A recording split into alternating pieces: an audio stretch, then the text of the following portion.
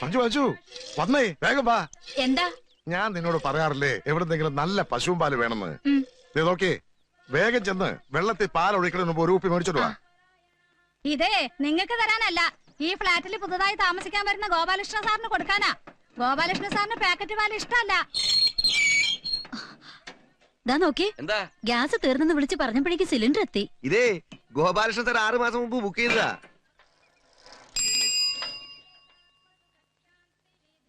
രാവിലെ 6 മണിക്കിടേണ്ട പത്രം വൈകുന്നേരം 6 മണി കഴിഞ്ഞാലും കൊണ്ടുവരാത്ത തനിക്ക് ഇന്ന് എന്ത് പറ്റടോ? 2 മാസത്തെ കുടിശ്ശിക ഇനിയും തരാത്ത നിങ്ങൾക്ക് ഇന്നത്തെ പത്രം നാളെ വായിച്ചാലും വലിയ കുഴപ്പമൊന്നും ഉണ്ടാവില്ല. ഇതേ ഇവിടെ വരാൻ പോണ ഗോപാലകൃഷ്ണ സാറിനുള്ളതാ. 4 മാസത്തെ കാശേ 6 മാസത്തിനു മുമ്പേ ഞങ്ങൾക്ക് അയച്ചതാ.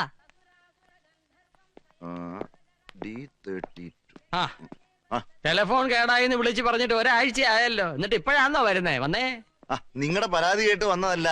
ഇതേ ഗോപാലകൃഷ്ണൻ സാറിന് പുതിയ കണക്ഷൻ കൊടുക്കാൻ വന്നതാ. ഗോപാലകൃഷ്ണനോ?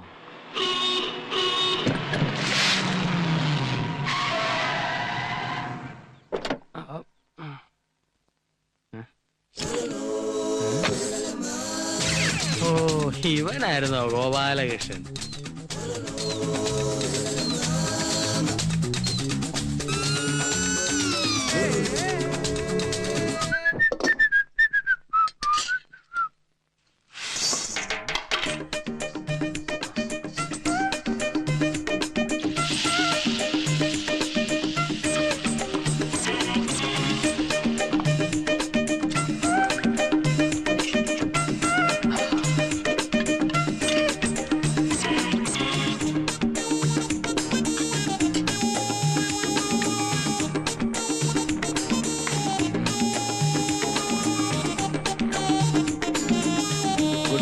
Sir, good morning. വരൂ. Thank you. എന്താ? ഞാൻ ഗോപാലകൃഷ്ണൻ, അടുത്ത വീട്ടില് പുതുതായി താമസിക്കാൻ വന്ന ആളാ. പായസം വിൽപ്പനയാണോ ജോലി? അല്ല, എന്റെ ഒരു സന്തോഷത്തിന്. ഇരിക്കൂ. വേണ്ട, ഞാൻ ഇരുന്നോളാം. സാറിന് കുട്ടികളൊന്നുമില്ലല്ലേ?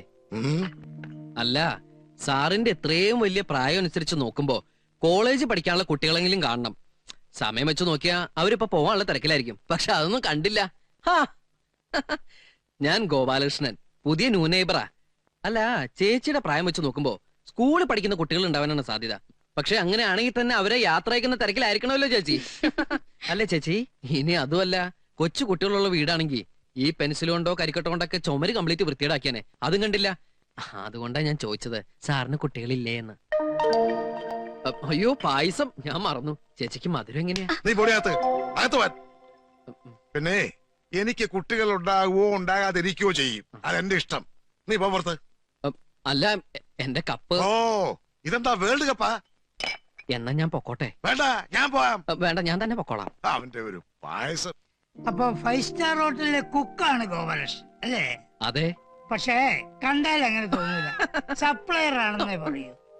മോളു, come here. നല്ല അനുസരണമുള്ള കുട്ടി. പിന്നെ നീ ഇടയ്ക്കിടയ്ക്ക് പറയാറില്ലേ ഒരു ജോലിക്കാരന്റെ കാര്യം? ഇനി അതിന്റെ ആവശ്യമില്ല. ഞാനതല്ലോ, അയൽപക്കത്തെ നെയ്ബറാ. ഈ കൃഷ്ണൻ വെറും കൃഷ്ണൻ അല്ലാട്ടോ, ഗോപാലകൃഷ്ണൻ. പേരിലെന്തിരിക്കുന്നോടോ? ഈ ഗോപാലൻ വെറും ഗോപാലൻ അല്ലാട്ടോ, ഗോപാലകൃഷ്ണൻ. എന്ത് പണ്ടാരെങ്കിലും ആവട്ടടോ. ഇനിയിപ്പോ ഗോപാലകൃഷ്ണൻ മാറ്റി അമിതാഭ് ബച്ചൻ നിർത്താലോ. നീ ഹോട്ടലിൽ പണിക്കാരൻ തന്നെയല്ലേ? പൊറാട്ടടി പ്ലേറ്റുകൾ, പൊറാട്ടടി പ്ലേറ്റുകൾ. അത് ചേച്ചി വെറും ഹോട്ടലല്ല, 5 സ്റ്റാർ ഹോട്ടലാ. പിന്നെ ഈ കാറ്ററിംഗിൽ ഫസ്റ്റ് റാങ്ക് ഉണ്ട്. പിന്നെ കോണ്ടിനെന്റൽ ഫുഡ് മേക്കിംഗിൽ സ്പെഷ്യലിസ്റ്റ് ഞാൻ. പാചകം പഠിപ്പിക്കാനും പ്രത്യേക സ്ഥലങ്ങളുണ്ടെന്നോ? പാചകം മാത്രമല്ല, പ്ലേറ്റ്, സ്പൂണ്, ഫോർക്ക്. ഫോർക്കല്ല, ഫോർക്ക്, മുള്ള, ഇതൊക്കെ സെറ്റ് ചെയ്യാ.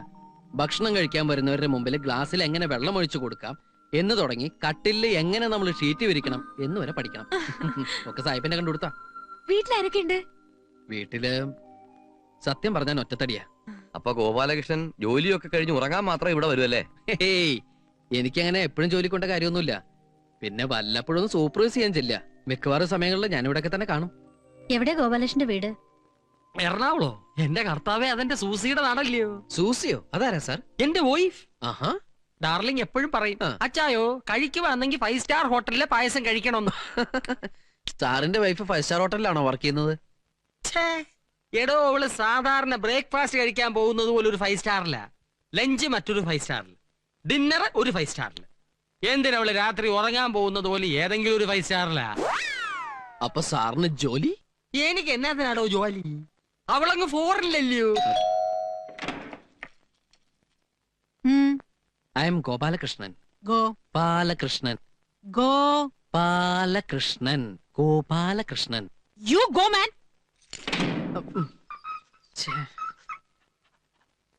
അകത്തിരിക്കേണ്ടത് പുറത്തും പുറത്തിരിക്കേണ്ടത് അകത്തും. ഓരോ യോഗേ. ഇവിടുത്തെ പങ്ക് നീ കുടിച്ചോ. ദേ, ദേ, ദേ, ദേ, ദേ.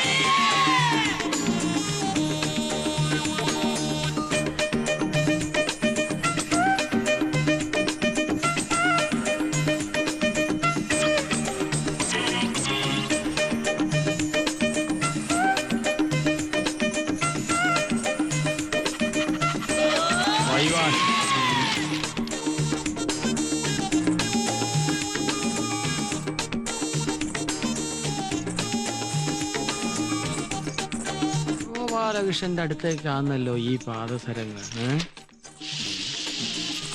Hi, welcome welcome welcome. Hearty welcome, hearty welcome. അയ്യേ, ഇതെന്താ വീട്ടിനുള്ള തട്ടുകടയാ? No no no no no, this is cooking lab. ഹോട്ടലിലേക്കുള്ള പുതിയ പുതിയ ഐറ്റംസ് പ്രിപ്പയർ ചെയ്ത് പഠിക്കാനുള്ള പരീക്ഷണശാലയാണ്. I mean food research centre, FRC India. ഇതാണ് അൽഫാനിയ കുച്ച് മഹായ്. ഹായ്. നോട്ട് ഹായ്, മഹായ്. ഇതൊരു വെസ്റ്റേൺ അറബിക് ചൈനീസ് കൊളാബറേറ്റഡ് ഫുഡാണ്.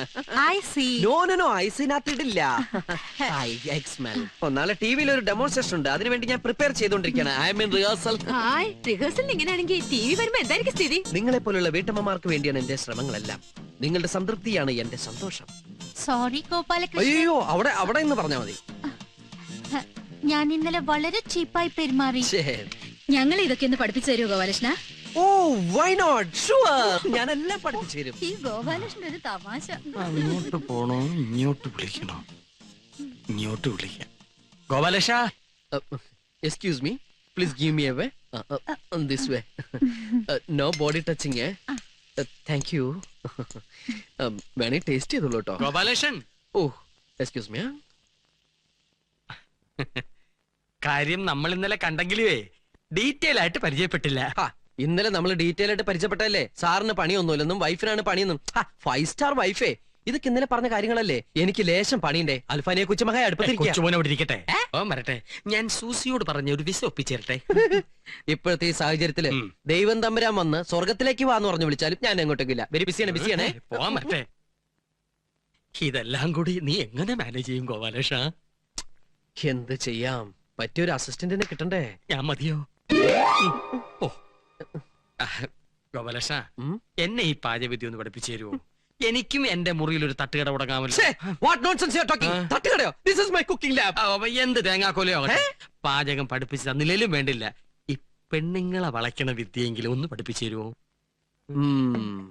അത് എളുപ്പ വഴിയല്ലേ. എങ്ങനെ എങ്ങനെ? ആദ്യം ഒരു വലിയ കുപ്പിയിൽ 100 മില്ലി മൈലെണ്ണ എടുക്കുക.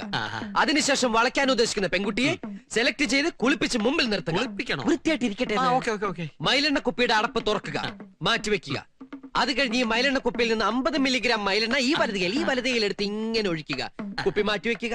അടുത്തതായി പെൺകുട്ടിയെ തിരിച്ചു നിർത്തുക. അവരുടെ നടുവിൽ ഈ എണ്ണ പുരട്ടുക. അതിനുശേഷം ഇങ്ങനെ മൃദുവായി തടവിക്കൊണ്ടിരിക്കുക. എന്ത് രസം. തടവിലിൽ ക്രൂരത സംഭവിക്കാതിരിക്കാൻ പ്രത്യേകം ശ്രദ്ധിക്കണം. എന്നോ ചാർത്തി പാടില്ലാന്ന്. പയ്യെ തിന്നാ പനയും തിന്നാം. ഇക്കാര്യത്തിന് പനയും തിന്നണോ? ഇതൊരു ബനാന ടോക്കാണ്. Banana Toko? പഴഞ്ചൊല്ല്. അങ്ങനെ അവസാനം തടവി ഇതൊരു പദം എത്തിക്കഴിഞ്ഞാൽ ചെറുതായിട്ടൊന്ന് ചൂടാക്കുക. അല്ലെങ്കിൽ വെയിലത്തിർത്തിയാലും മതി. ഏത് വളയാത്ത പെൺകുട്ടിയും വളഞ്ഞിരിക്കും. നീ ആരാ ലാട വൈദ്യനോ മയിലെണ്ണയിട്ട് വളയ്ക്കാൻ?